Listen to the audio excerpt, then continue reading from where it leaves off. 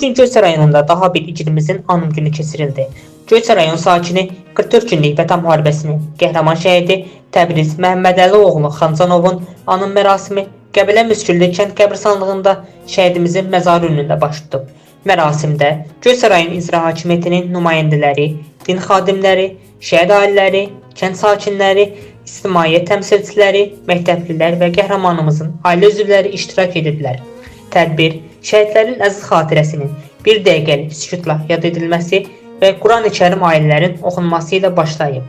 Çıxış edən natiqlər Təbriz Xancanovun döyüşlərdə göstərdiyi şücaətdən, qəhrəmanlıq yolundan, vətənimizin azadlığı uğrunda canından keçən bütün şəhidlərimizin şərəfli xidmətindən bəhs ediblər.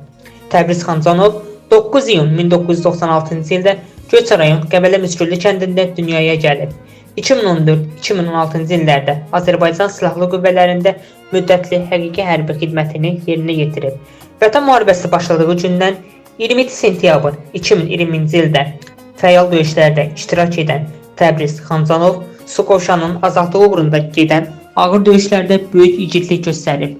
O, 19 oktyabr 2020-ci ildə qəhrəmancasına şəhidlik zirvəsinə ucalıb və doğulduğu Göyçə rayonunda dəfn olunub.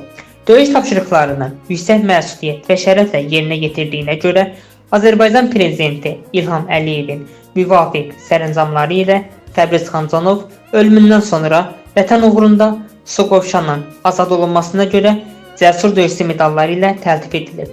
Tədbirin sonunda pedaqoji kollektiv tərəfindən vətənpərvərlik mövzusunda şeirlər səsləndirilib, mərasim iştirakçıları şəhidimizin məzarı üzərinə gül dəstələri düzüblər.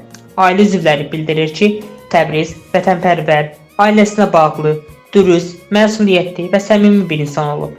Vətənini hər şeydən çox sevən, yalanı sevməyən, azadlığına dəyər verən bir igid. Allah rəhmət eləsin. Ruhu şad, məkanı cənnət olsun. Etibar Bəşirov, Göyçə naminə.